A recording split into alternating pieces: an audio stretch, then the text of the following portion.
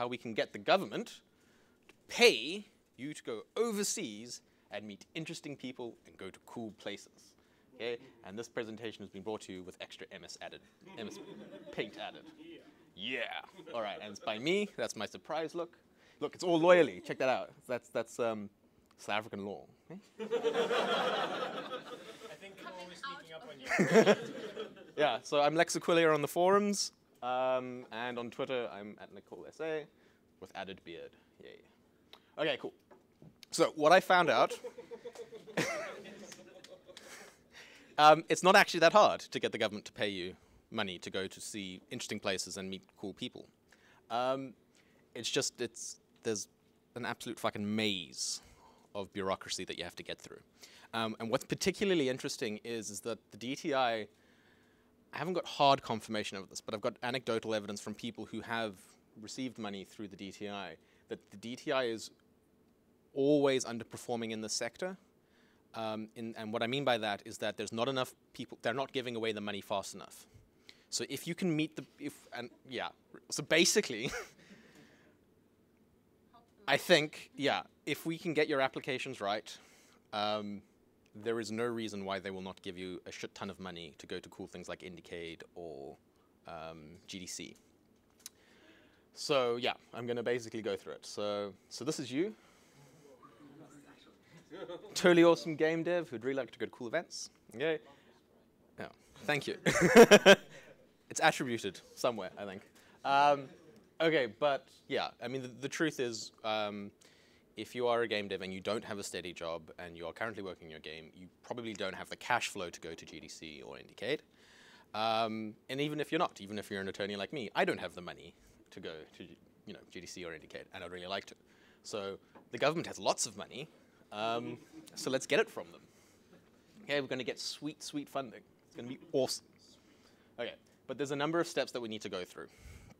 And first off, you've got to know who you're dealing with, because this becomes very important in terms of, because you will be doing a shitload of writing, right? This is why a lot of people fail at these applications. Okay, also because it's not actually advertised very well, but one of the other reasons is there's a cuckload of writing that you need to do. And I think one of the big problems is people don't target their writing correctly. And hopefully I'm going to teach you how to do that, or sort of give you some ideas. Okay, yeah. So we're dealing with the DTI, the Department of Trade and Industry. They're the people who will be giving you the money, okay? They have about 127 separate funding programs for different industries across the board. They're doing a lot of work, I know, with films and animations at the moment, and there's a whole lot of other things you can, if you set up a JV, which is a joint venture, you can get 20% of your entire expenditure back. The government will pay you back 20%. You know, except then they tax you again with it afterwards. But, you know, it comes out to about 17%, I think, afterwards once you do the math. But still, I mean, and it's totally, you don't have to pay it back. It's no loan. So there's a lot of very interesting stuff there. If you really want to get a cuckload of money, and I mean money just to set up with your company, you need to get BE status, right? So if you can get somebody who's previously disadvantaged as a more than 51% owner in your company, you're in the money, because they will throw stuff at you. There is so much stuff you can apply for.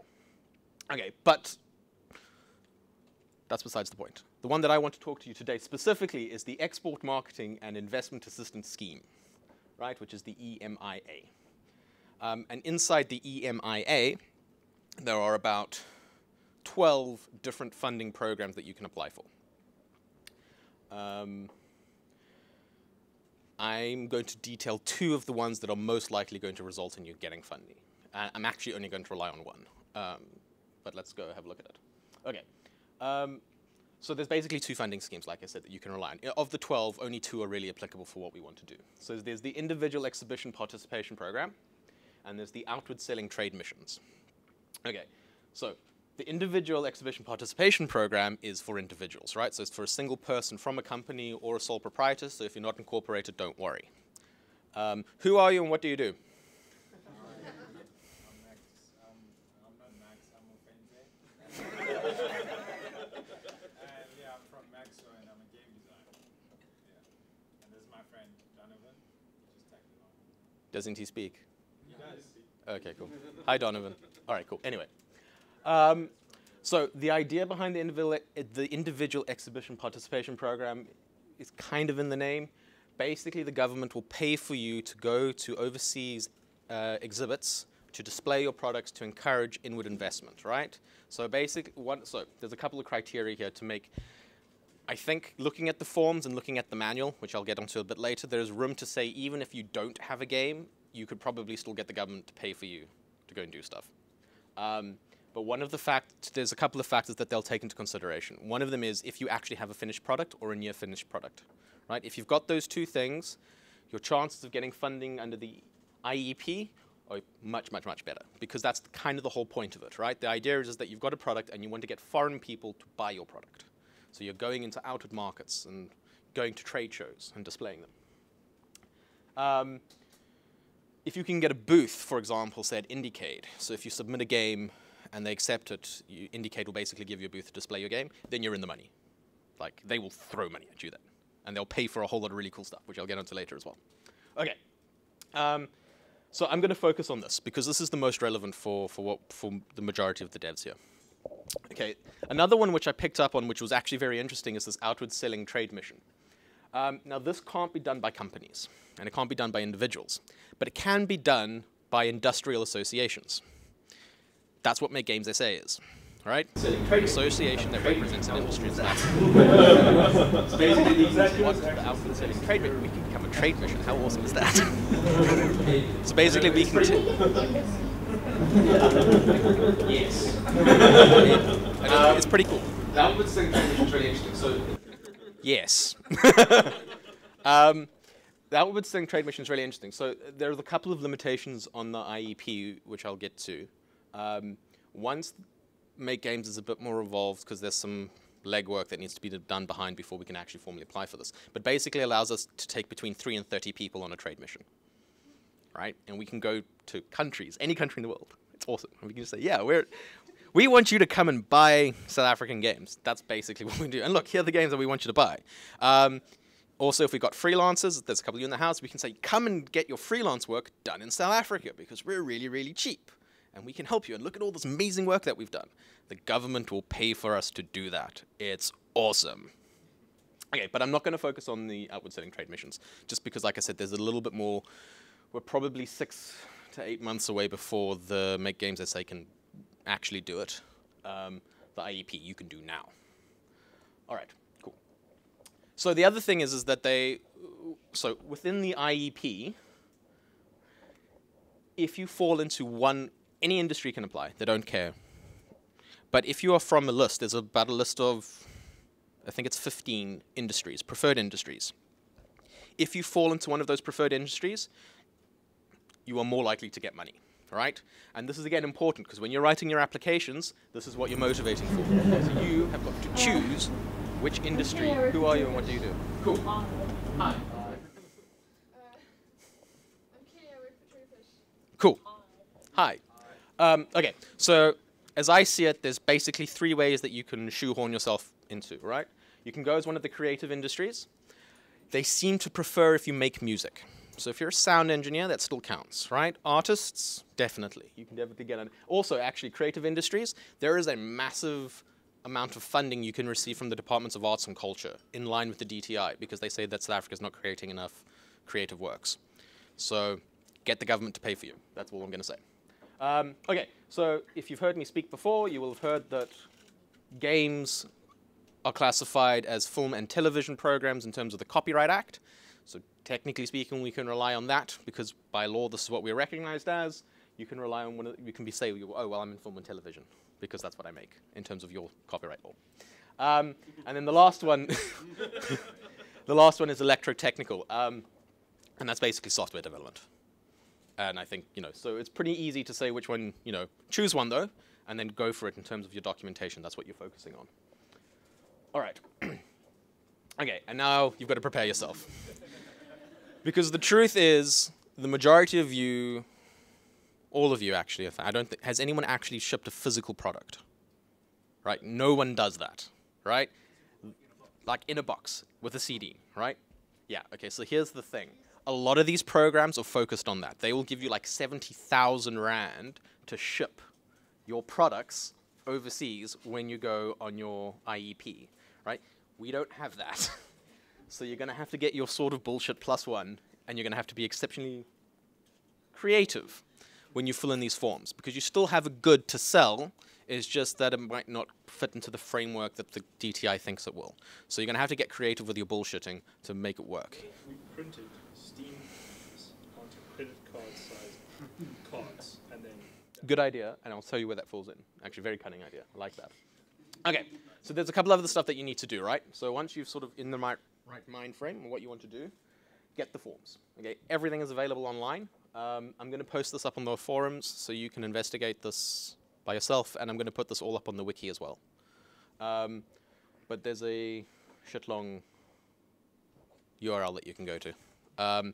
Basically, go to the DTI's webpage, dti.gov.za, go to financial assistance, go to EIM, the Export Marketing Initiative Program, and then from there you go down to individual assistance, and then inside individual assistance you go to the marketing program. So it's a long trail, but you'll get there. Okay, inside there you will also find the guidelines for the funding, right? It's a bit of a mission to read because it's badly written, and sometimes it contradicts itself. But I would heavily suggest reading the guidelines because it tells you how you need to fill in the forms, right? It doesn't literally say this is what you need to put in the thing here, but it shows you what they're looking for because your application is going to be reviewed by a committee, and that committee decides who goes and who doesn't go. And the first thing that they look at is whether you're aligned to the DTI's and this funding's goals, right? So that's, like I said, your bullshit sword. That's what you're doing with your application. Read the guidelines to look what they're looking for. Throw in their key jargon words that they want to hear. Development, exports, sales, all that little stuff. And you'll get in the way. Okay, and again, this is the most important thing. Think of your motivations, right? You've got to, and this goes back, which industry are you applying under? And which funding scheme are you going to be applying under? Because all of that, from reading your guidelines, that's going to go into your application form because this is what you're going to actually need. Okay, but before you do all of that, yes? So, the motivations, are they looking for things like job creation and that, or are they looking for... It's one of the factors. Hold on. Oh, there we go. All right. The big thing, the entire application hinges on this, the export marketing plan. That is the largest bit of your application, and in there they want to look at things like they want things like a SWOT analysis, if you can do one, sort of what the marketplace is looking like, your penetration, how much you've sold if you've already sold. But again, having looked at it and looking at other things, they're also aiming it at people who don't actually have products yet.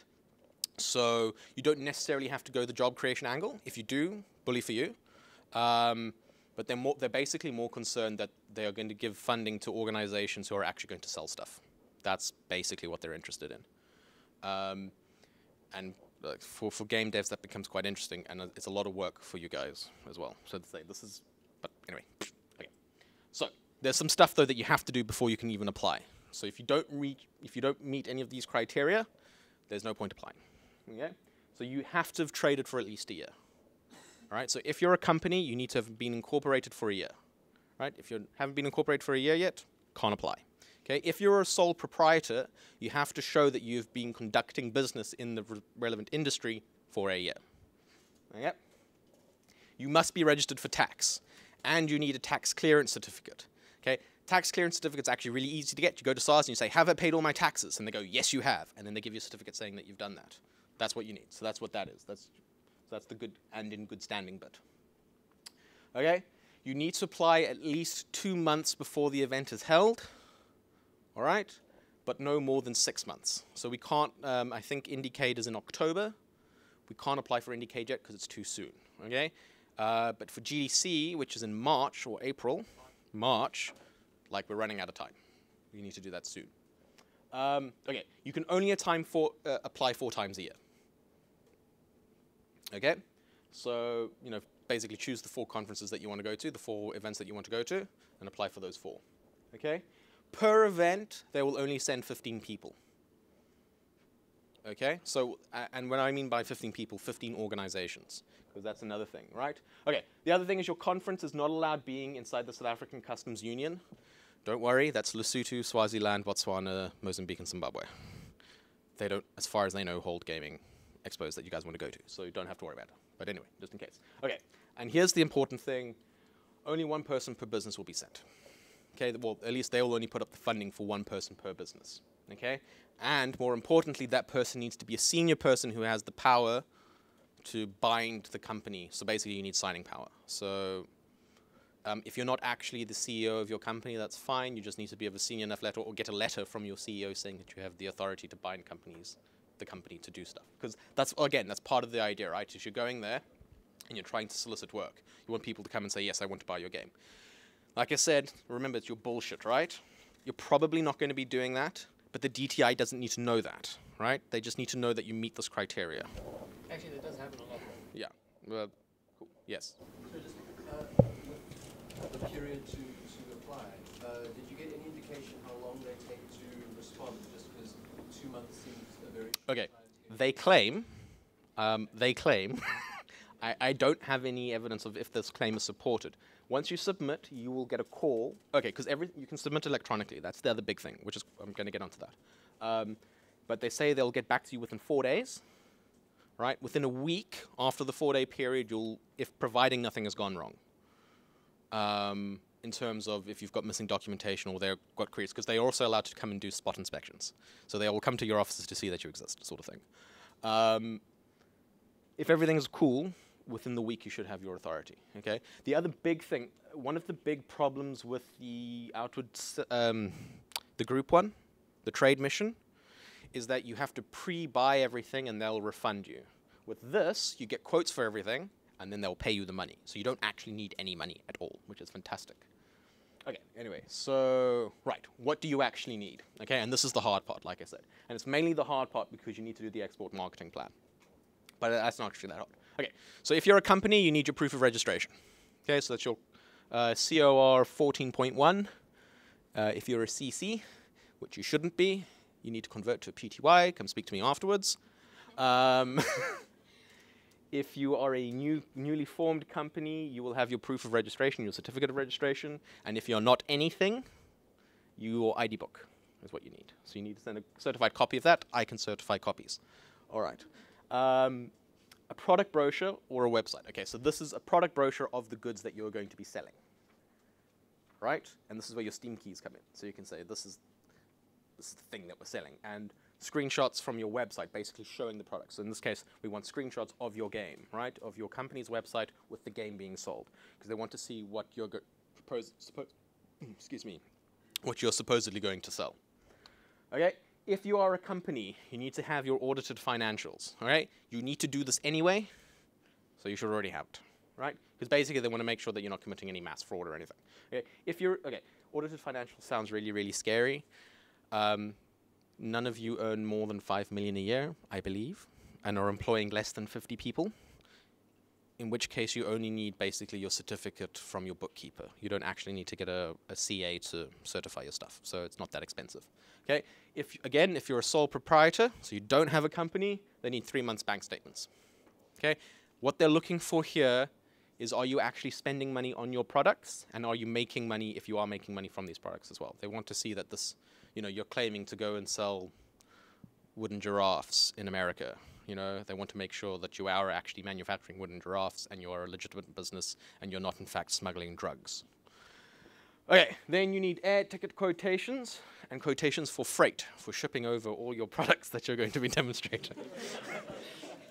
Okay, you need 3. Okay, here's the pro tip. Certain airlines are preferred by the DTI. I still haven't found out what those are. When I do, I'll post them up. But basically, you get 3 air ticket quotations, economy class. They'll only sponsor economy class. We're not going to be freighting any stuff over, so don't worry about that. Okay, then the big thing. And all of this is done on an Excel spreadsheet, by the way. And it's got macros and shit. So you just tick stuff and it fills in things. So it's pretty advanced for the DTI. I was well impressed. There might be freightable stuff though. Like if you're doing presentations and stuff like that. Ah, no, that's different. Screens and hardware. Okay, let me show you why not. Because we can get the government to pay for that in America, which is pretty cool. Yeah, okay, no, but the freight is specifically for goods. They kind of say, if you've got a wooden giraffe that you're sending over, we want to, yeah. Okay, then your export marketing plan. And again, okay, so just going over it again. How many people here know what SWOT analysis is? Okay. All right, cool. Don't worry. For those of you who do one. For those of you who don't bother. Don't worry. This is your motivation. Okay, or find somebody who knows what it is and get them to write one for you. Outsource this sort of shit. Okay? But bullshit set to maximum when you do your export marketing plan.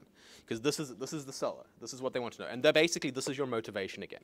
Right? Why should they give you money to go overseas, right? And you need to show a bit of forethought, right? You need to show that you actually understand the industry, you understand the market, and they're not wasting their money, right? That there isn't an exact, so like the classic thing is like what we keep on saying here, right? South Africa isn't your market, right? If you're aiming to sell games in South Africa, you're not going to make enough money, right? You should be aiming at an international market, right? That's your first line, line one, right? The games do not make money in South Africa, full stop, right? Games make money overseas. Send me overseas. I have this game, right? And you talk about the indie space, right? Say, you know, bring up other examples. Okay, if we've got some success stories that we can think of that have come from local markets that we can say, so we like Space Command from Mixit. Is that locally produced? Moonbase. Like, Moonbase, nice example to use, right? We can say, look, these are South African game designers, and they've made a lot of money. And they've made it in South Africa and on Mixit, and look, they are making a lot of money. No, okay. But then you say, okay, but they've made, what, a couple of million? And you say, but then look at this guy in America, right? Who made Super Meat Boy. Look at the money he's made. And I would definitely mention Minecraft. And probably throw in Angry Birds as well. Right? And just say, look at all this money these people are making. And they're in foreign places. I could be making this money, and you could be taxing me on this money that I'm making. Right? Because that's what they want to hear. So again, so this is your big, so you need to show, like I said, so taking it back, you need to be thinking about, preferably also mention who you're going to be meeting, right? Who's going to be at this expo that's going to be interested in selling your game or buying your game, right? So that's the big thing, is one of the, so like the Desktop Dungeon guys, right? Classic thing is, so like with Indiecade or GDC, if you've got like an award, right, that you can say it's a fantastic marketing opportunity, right? That's one of the main reasons why we want to go to this, because we'll be, you know, we've been given a goddamn award, right? International. We're going to go there and millions of people are going to see it and they're going to want to buy our games, right? If you've already got a game, right, include that. Say, listen, we've already got a game. We've already made so many sales, right? We think going on this trip is going to give us more exposure and it's going to allow us to make, because this is all about marketing, right? It's all about exposing your stuff. If you want to be really sneaky, if you don't have anything yet, right, you can get the government to pay for you to do market research, right? So you can go in there and say, well, I've got this really good idea for a game, but I don't know if there's a market for it. So I want you to pay me a lot of money, and I want to go and speak to people like, you know, at Steam and all the big publishers and see if there's actually a market for it. And the government will pay for you to do that as well, but holds a different sort of criteria. Anyway, okay. And then an exhibition brochure / website, right?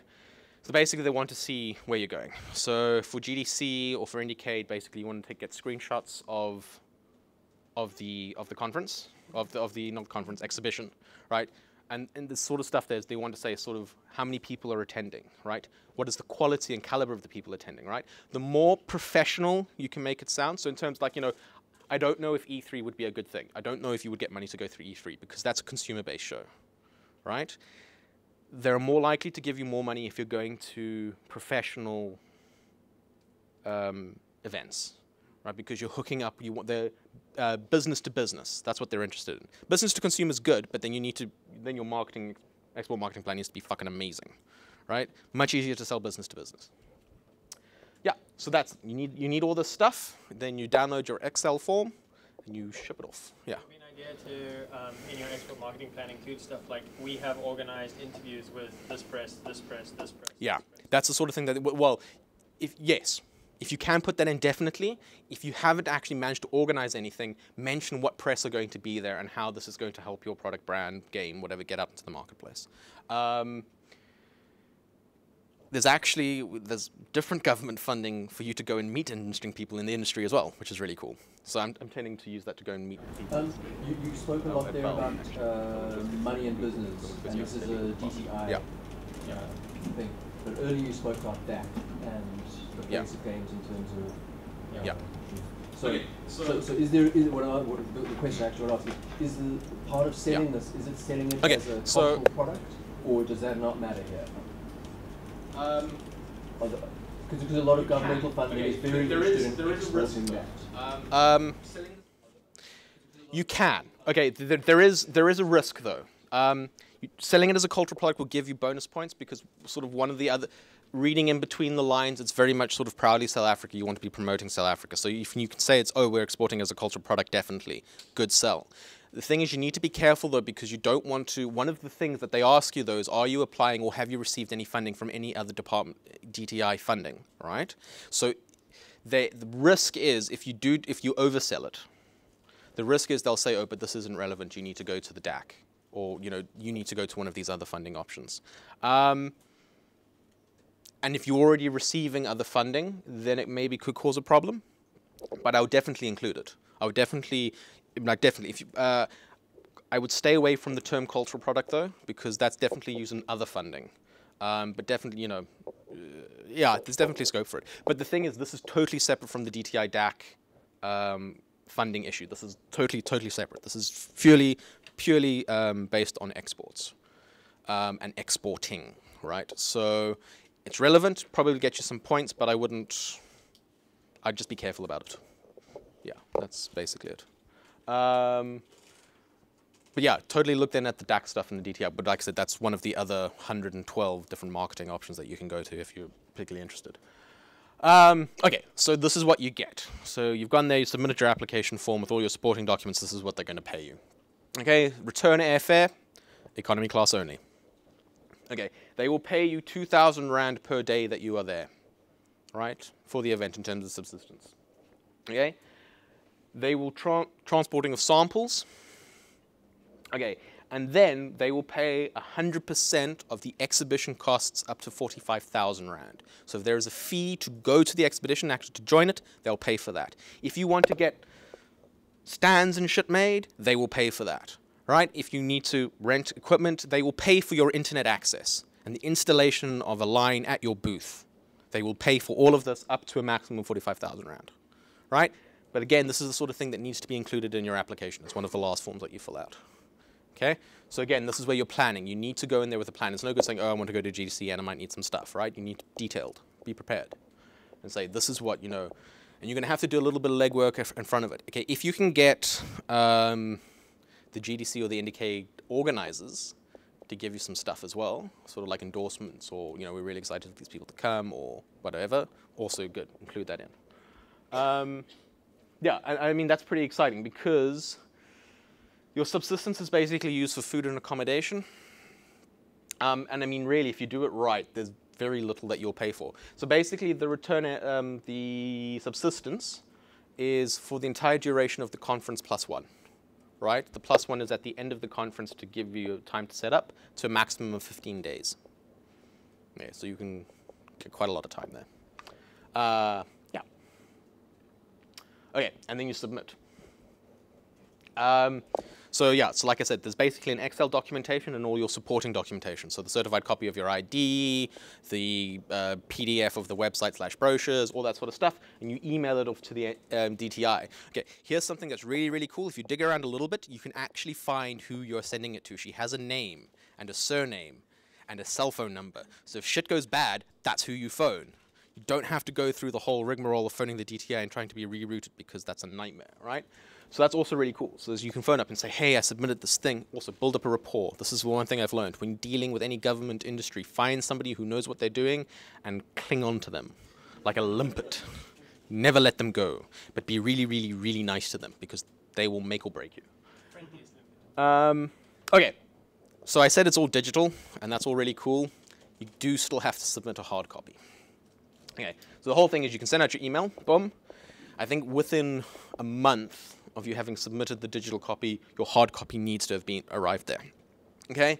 There are also little restrictions on that, right? You have to send it by registered post or hand couriered. Okay, so if you're in, now, I haven't, correct me if I'm wrong, and I don't suppose anyone does know this, the main DTI office is in Joburg, but there is a branch in Cape Town in Riebeck Street, I believe. So you, and I think you can go there. You can go and just say, here's all my, I submitted an application, here it is. But to be on the safe side, I would rather register post it to the guys, preferably to the person who you've emailed directly, so you know that they're going to get it. Yeah, and that's it. And then hopefully, like I said, so within 4 days, they will get back to you and say, yes, we've received it. And normally within that 4-day period, they will tell you if there's anything wrong with your application. So let's say, you know, you haven't given me audited financials, or where's your copy of your ID document, or I can't open the Excel file because it's XLX and not just, you know, I've got Windows 99 and this is a 2007 thing and please resubmit. All these things happen. And what's Linux? You know, I don't understand. What's OpenX? You know, OpenXL? I don't know. So yeah, that's it basically. And then hopefully they will then give you the sweet, sweet money. Have you achieved this? Any questions? Have I actually done this? Yes. Yes, and then you. Have I actually done this before? No. I do know, I do know somebody who has done it before. He didn't do it under this program though. He did it under, if anyone's in biotech, there'd be shitload of monies for you. So this is just based off my own research, going through the forms and stuff. And I have spoken to this other guy who has actually got a lot of funding. So this is where I'm getting sort of the more detailed inside stuff, but no, I haven't actually done it myself. As I only sort of came upon this about 2 weeks ago. So, like I said, I spent a lot of time reading. Then you, Evan. For a company to be trading, does it mean it also is registered? There's a limitation on the company must be trading for a certain amount. Yeah. It's an interesting question. In your case, because I know you haven't traded for a year yet, what I would argue is that Freelives has existed as a business, but you've only formally registered. You can still prove that you've been doing the trading as for longer. In money for previous games. Yeah. November. So I think, but you would add that into your motivation though. So you're saying, I have been a sole proprietor for so many years. Here are the games that I sold. Recently this year I've incorporated, and that doesn't meet the criteria. But you definitely include that because they'll see in your registration certificate that you haven't been done. But no, definitely. That's the other thing. Like, even if you can't write a decent marketing plan, just submit. Like I said, the DTI has so much money to throw away, and they get into trouble every year for not giving it away. And they will also, the thing is, they'll tell you what's wrong, right? So you'll have time to correct it. And if you don't apply, you're not going to get the money, right? 100% you're not going to get the money. If you apply, you might get the money, and that's better than not. Help you, the same way they help you with admin stuff, or you missing this file, but I mean, they help you saying like, you know, your marketing thing is about this, you're not convinced by that, or do they just say no? You know, your marketing thing is about this, you're not convinced by that, or do they just say no? Okay, my dealing with government departments, they will probably just say, well, they might not even tell you that. They'll just say your application. Look, if there's a substantive reason why it's wrong, so they'll be like, if you're missing something, they will tell you that that something is missing, right? If you wrote a shit marketing export plan, they're just going to say your application's been denied, and they won't tell you why. Look, I don't know though. Like I said, if you butter up, if Nick, he'll tell you. They're not very expensive. well, there's somebody in marketing is at the back there. I heard that. Give it to her. She can do it. They're not very expensive. Yes, so but totally. If you pay me, I will totally go and write you an export marketing plan. Although, but remember, go back to that thing. Make friends with the person.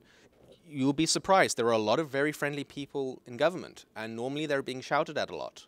So if you're nice to them, they're prepared to help you a lot. So if you, like I said, build a rapport. Okay. Also, something I forgot to mention. The group export thing.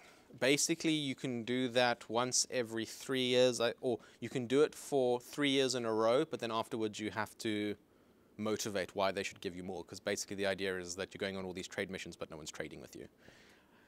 With these, basically you can go every year for as long as you like, providing you just don't do more than 4 in a year, right? So if you get into the habit of doing it, right, you'll build up a rapport with people, and hopefully it'll work. Yes. I just want to ask, what is the impact of actually talking at one of these events on that? Bigger. Like, okay, so like I said, so there's certain things that will improve your application. If you have a booth, that's a big thing, because again, so the whole thing is that you need to try and conform to what they're looking for, right? So if you have a booth at the store at the event, big sell, because that really fits into the model of what they're looking for. You know, you're going to have a booth showing off your product to sell. Okay? If you're talking, providing you're talking about your product, although I don't even think you need to mention that. Like I say, you're going to this big trade industry show, like GDC is the largest game development conference in the world, right? You can motivate, you can prove this, right? And I'm going to speak there, right? And I'm going to sell my product, and this is going to be an amazing marketing opportunity, totally in your favor. Definitely.